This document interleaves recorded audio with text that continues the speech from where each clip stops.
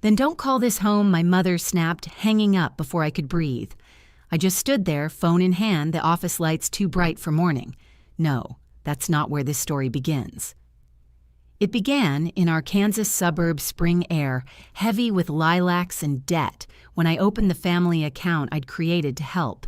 The balance glared back $6,000 gone overnight, my name still on every withdrawal. Something in me went still colder than the numbers staring back. I didn't argue. I just clicked close account. And that was the moment everything began to unravel. I grew up in a house that looked peaceful. From the street, white shutters, a small porch wind chimes my mother hung every spring. People in our neighborhood used to say the Violas were a tight family.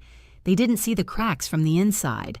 I was 17 when my sister Sienna was born, already halfway out the door working late shifts at a grocery store just to afford community college textbooks. My parents called me the responsible one, but it never felt like a compliment. It meant you'll manage on your own while everything I earned disappeared into their plans for her. Back then, I still believed love meant sacrifice. My mom, Linda, had a way of talking that made guilt sound like affection. "Your sister deserves better than what we gave you," she'd say while adjusting Sienna's little tiara at her 3rd birthday party. The same week she told me there wasn't money for my prom dress. My dad, Paul, never looked up from his plate when she said things like that. He'd just clear his throat, murmur. "You know your mother means well. I learned early not to ask twice." Our house always smelled like lemon cleaner and tension. My mother's heels clicking down the hallway were the warning bell for arguments. My father hid in the garage pretending to fix the same lawnmower for years. And me, I kept my head down, chased scholarships, kept track of every penny like my life depended on it, because it did. By 25, I'd moved to Kansas City, working my way through small marketing firms until I landed a director role. No one helped me. Every dollar was mine. I used to think that was strength. Still, some part of me wanted to be invited back home without being asked for money. I'd send checks on birthdays, wire small amounts for emergencies. It made me feel like I belonged again, even if I knew it was transactional.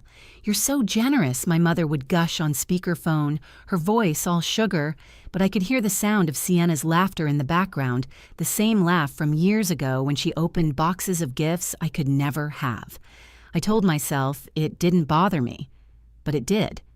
Sienna grew up like a princess in a story I wasn't written into. Designer clothes before she turned 15, weekend trips with friends while my parents juggled overdue bills. "She's young," Mom always said. "Let her enjoy life." They never saw the irony. Every time I visited, the house was cleaner, shinier, emptier. New furniture, same credit card debt. My name started to show up on utility accounts just for safety. I didn't notice until it became routine. Tara, my closest friend from work, used to joke that I was the only person she knew who scheduled guilt into her calendar. She wasn't wrong. Every month I'd log in transfer money and tell myself it was helping them breathe easier. I ignored the small voice whispering it wasn't help, it was control.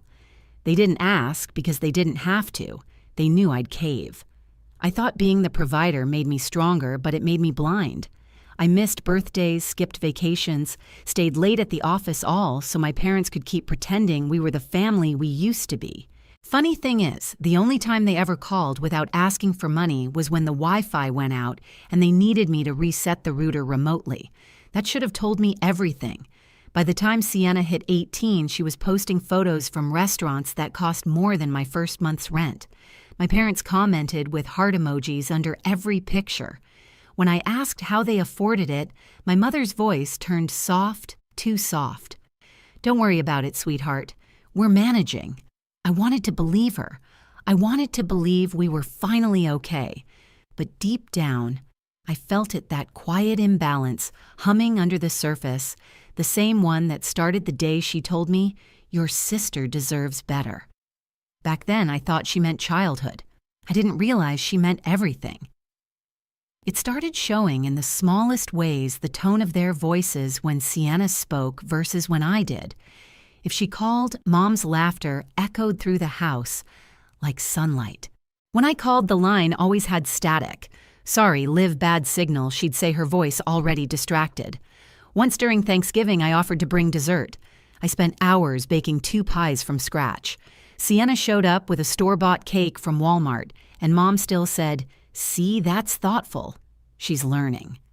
I smiled, but something inside me cracked a little. Sienna's life was a running highlight reel: birthday trips, nail salons, a new car at 17, all financed by luck my parents couldn't afford. They called her our second chance. My father said it once over dinner, carving turkey like it wasn't a knife to my ribs. "We did our best with you, but with Sienna, we get to do it right." I remember staring at the gravy dripping off his spoon, trying not to let my hands shake. Every visit after that felt smaller. My chair at the table moved closer to the corner. My name got lost in group chats filled with prom plans and shopping lists.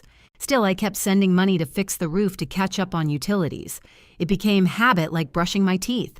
The more I gave, the less they called me. At work, people called me composed, reliable, the one who never cracked under pressure. If only they knew how I'd sit in my car after family dinners, forehead against the steering wheel, replaying every offhand remark. "Sienna's just a kid. You don't have to worry about us. You always had it easier. Easier, I built every inch of my life from scratch while they were building her a pedestal." Then came the year my mom started hinting at college plans for Sienna. "We might need a little help with tuition," she said one Sunday, stirring sugar into her coffee like it wasn't manipulation. I nodded because that's what I'd always done. But later that night, scrolling through Instagram, I saw Sienna's new post-front row seats at a concert, a luxury handbag hanging from her wrist. My thumb hovered over the screen. The caption read, "Hard work pays off." I laughed out loud, but it didn't sound like laughter. The next week, she texted, "You're the reason I can dream big." I almost believed her until I noticed Mom had sent her $500 from our family account. My money. I wanted to confront them, but every time I imagined Mom's disappointed sigh, I backed down. That sigh was her sharpest weapon. It could cut through resolve faster than words. Sienna started calling me corporate. Olivia, half teasing, half mocking. "You probably wear a blazer to sleep," she said once, giggling. I pretended it didn't sting. She didn't know that same blazer was the only armor I had left the symbol of every night I'd stayed late, every chance I'd earned. She never had to earn anything. Still, I kept showing up. Every holiday, every crisis. I brought groceries when their fridge broke. I paid the car insurance when Dad forgot. And every time I walked through that front door, Mom would hug me with one arm, the other already reaching for my wallet. I told myself that was family. But somewhere deep down, I knew it was debt collection disguised as love. I kept thinking, maybe if I gave enough, they'd finally see me. Maybe they'd say thank you or just, "We're proud of you." But the truth, they didn't want a daughter who stood on her own. They wanted an account that never ran out. And the day I realized that the air around me changed. The laughter at that dinner table started sounding like something else, like a countdown I couldn't yet hear. It was a Tuesday morning quiet except for the buzz of my phone sliding across the desk. A text from Sienna lit up the screen like a siren. "Need $3,000 for prom? No, hi, no, please." Just that. I blinked, thinking maybe I'd read it wrong. Then another came in. "Send it today. I already told everyone I'd have the dress." My stomach dropped. I typed back, "Work for it, Sienna. I'm not your bank," she called immediately. Her voice hit my ear like nails on glass. "You're unbelievable. It's one night. Why can't you just help me for once, for once?" The words burned. I stared out the office window, Kansas City skyline bright and cold, and said quietly, "Because you need to learn."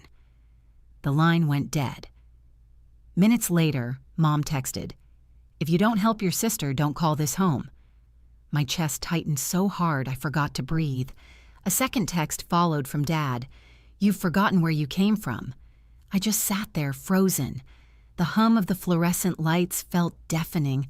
I could almost smell the lemon cleaner from their house, that same mix of guilt and control. By lunch, I still hadn't moved. My inbox overflowed coworkers passing by with coffee and small talk, and I just kept staring at that message thread. "Don't call this home." 4 words that erased 36 years. Then the email hit large transaction alert. $6,000 withdrawn from the family account. My name on the top line. My signature on the creation form. My money gone. I clicked into the statement, heart thudding. There it was, withdrawal after withdrawal, months of them. Some to department stores, some to event planners, one even labeled Sienna's Prom Dreams, LLC. My vision blurred. I called my mother, my voice calm but cracking at the edges. Did you take money from the account Silence? Then cool as ever. We used it for family needs. You wouldn't understand. I bit my lip until I tasted metal. Family needs, I whispered. Or Sienna's wants. She sighed that same theatrical sigh that had ended every argument since I was a kid. You've always been selfish, Olivia. You think success makes you better than us. The line clicked off. Just like that. I didn't throw my phone. I didn't cry. I opened a blank document and began listing every transfer, every date, every excuse. My hands shook, but my breathing slowed. I was done explaining myself. That night, Tara met me at her office. You sure you want to know, she asked, typing my login. I nodded. The screen filled with years of transactions. Over $120,000 gone. Credit cards, car payments, vacations, boutique purchases. I felt my pulse in my throat. Tara looked up, her voice steady. They've been using your money to live like nothing's wrong. Something inside me went silent. Not broken, just finished. The kind of silence that comes before thunder. I stared at the monitor until my reflection blurred into the numbers. The next morning, I sat alone at my desk. Sunlight hit the glass wall, too bright to look at. I opened the bank app, scrolled to joint family account, and pressed close account. One tap, one breath, one clean break. No texts, no explanations, just the hollow ping confirming it was done. For the first time, the quiet didn't scare me. It felt like oxygen. And somewhere deep down, I knew that silence would be louder than any revenge speech I could ever give. The morning after I closed the account, everything looked sharper. The coffee tasted stronger, the city noise clearer. It was strange how peace could feel like adrenaline. My phone lit up, every hour calls from Mom, Dad, Sienna. But I didn't answer. I watched each name flash, then fade. By noon, I'd blocked all three. No announcement, no speech, just quiet. At work, I threw myself into projects I'd been putting off. New campaigns, late nights, clean numbers on a spreadsheet that actually balanced. For once, the only debts I managed were professional ones. Tara stopped by my office one evening, leaning against the doorframe. "You okay?" she asked. I nodded. Better than I've ever been. And I meant it. Because I was finally free of the constant buzzing guilt in my chest. But freedom didn't come cheap. The guilt still knocked sometimes in the silence before sleep or when I passed a family having dinner through a restaurant window. I'd remind myself love isn't measured in wire transfers. Still, part of me ached for what I thought we had. That's when I started therapy. Every Thursday at 6 p.m., I'd sit across from Dr. Hayes, learning that boundaries aren't walls. They're doors you choose who to let in. By spring, I'd paid off my own student loans and opened a new savings account, one with only my name on it. I bought a small condo downtown with wide windows and light that poured in like forgiveness. The first thing I put on the counter was a candle, vanilla, like the one Mom used to light before pretending everything was fine. Except this time, it was my light in my home. Tara called it my comeback era. She laughed when I showed her the paperwork for a nonprofit marketing project I'd launched on the side, helping single women manage finances after family manipulation. Poetic justice, she said. Maybe it was. I didn't build it for revenge, but if anyone from my old life stumbled on the press release, that was just bonus. Months passed, and their silence stretched longer than I expected. No apologies. Just small ripples through relatives' messages from my Aunt Melanie about how hard things have been back home. I didn't ask for details, but one night curiosity got me. I logged into public property records. The house on Birch Street was listed for foreclosure. I didn't feel joy. Not really. Just a slow, quiet recognition of cause and effect. Choices. Consequences. The same math I'd lived by for years. They'd built their comfort on my exhaustion, and now the ground had given out. The next week, I saw Sienna's name on social media again, working part-time at a clothing store folding jeans under fluorescent lights. No filters, no sparkle. For the first time, her expression looked real, tired, human. I didn't comment. I didn't like the post. I just stared for a second before locking my phone. I spent that evening cooking for myself, something I hadn't done in years. Pasta wine music. The city outside felt alive, forgiving. I realized revenge didn't have to look like destruction. Sometimes it looked like peace so loud it drowned out the noise they left behind. The next morning, I woke before sunrise, opened the balcony door, and let the cool air fill my lungs. Below me, the streets were empty, quiet. I thought about all the money, all the years, all the begging for love I'd already paid for. Not anymore. And as the first light hit the buildings, I smiled. Not because I'd won, but because I'd finally stopped playing. It happened almost a year later. I was walking through downtown on a Sunday morning, coffee and handspring air, still cold enough to sting my cheeks. A help wanted sign hung in the window of a small boutique, and behind the glass folding sweaters under a flickering light, Sienna, for a second time, froze. She looked older, hair pulled back, face bare. There was no phone in her hand, no designer bag, just quiet exhaustion. Our eyes met through the glass. Her lips parted like she might say something, but she didn't. Neither did I. I just smiled, small and calm, then turned away.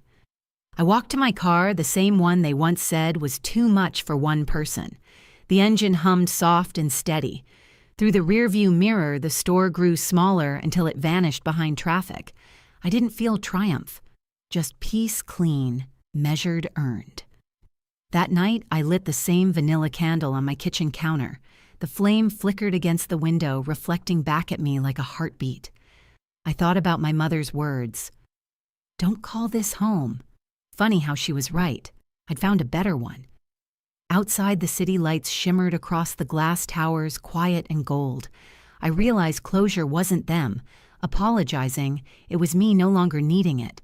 Have you ever had to walk away from people you thought were your home just to finally breathe again? Tell me in the comments. I want to hear your story.